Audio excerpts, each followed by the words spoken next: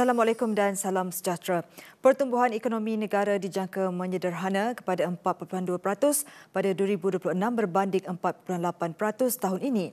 Menurut Kenanga Investment Bank, permintaan domestik dan sektor perkhidmatan kekal sebagai pemacu utama pertumbuhan. Menurutnya, perbelanjaan pengguna, aliran pelaburan yang stabil serta sokongan dasar kerajaan dijangka terus menyokong ekonomi. Aktiviti perdagangan pengedaran diunjur meningkat dengan jualan runcit diramal berkembang 6% tahun depan. Pasaran buruh pula dijangka kekal stabil dengan kadar pengangguran kekal pada 3%. Pertumbuhan ekspor pula dijangka perlahan susulan tekanan tarif Amerika Syarikat, pemulihan China yang lemah dan kekuatan ringgit.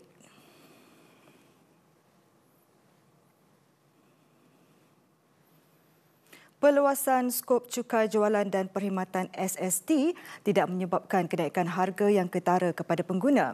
BIMB Securities Research menjangka inflasi 2025 kekal sederhana pada 1.5% disokong kos bahan api yang lebih rendah.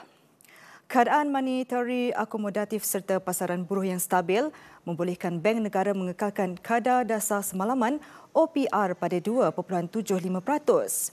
Perluasan SST yang berkod kuasa 1 Julai lalu tertumpu kepada barangan premium dan perkhidmatan terpilih, manakala barangan keperluan asas terus dikecualikan.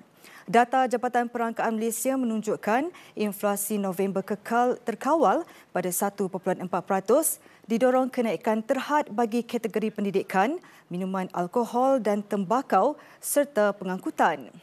Di peringkat pengeluar, tekanan kos masih rendah menandakan risiko pemindahan kos ke harga pengguna kekal terhad.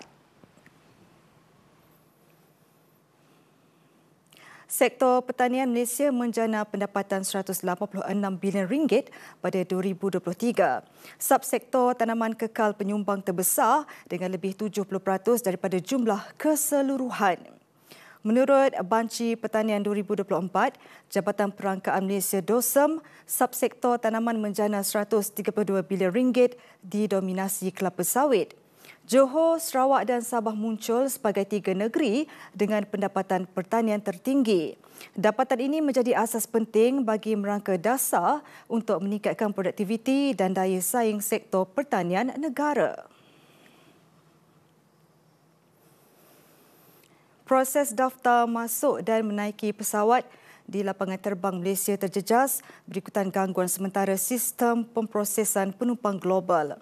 Menurut Malaysia Airports Holdings, sistem berkenaan digunakan oleh pelbagai syarikat penerbangan di seluruh dunia.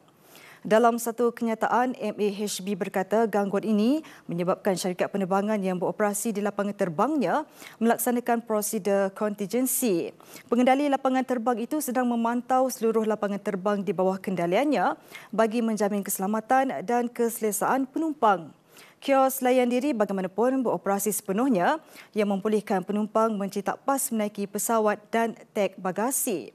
Pengembara dinasihatkan mengikuti panduan daripada pasukan syarikat penerbangan dan lapangan terbang di terminal. Sistem berkenaan kembali beroperasi seperti sedia kala kira-kira jam 2.30 petang. Bursa Malaysia ditutup tinggi pada sesi dagangan hari ini. Pada jam 5 petang, FBM KLCI naik 5.35 mata kepada 1,676.64. Bagaimanapun, kaunter rugi mendahului untung pada 459 berbanding 457, manakala 597 kaunter diniagakan tidak berubah.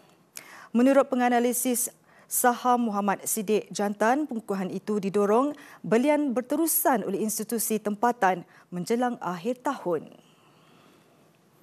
Sekian laporan Urus Niaga, teruskan menonton TV3. Saya Siti Khadijah Jaafar. Assalamualaikum dan salam hormat.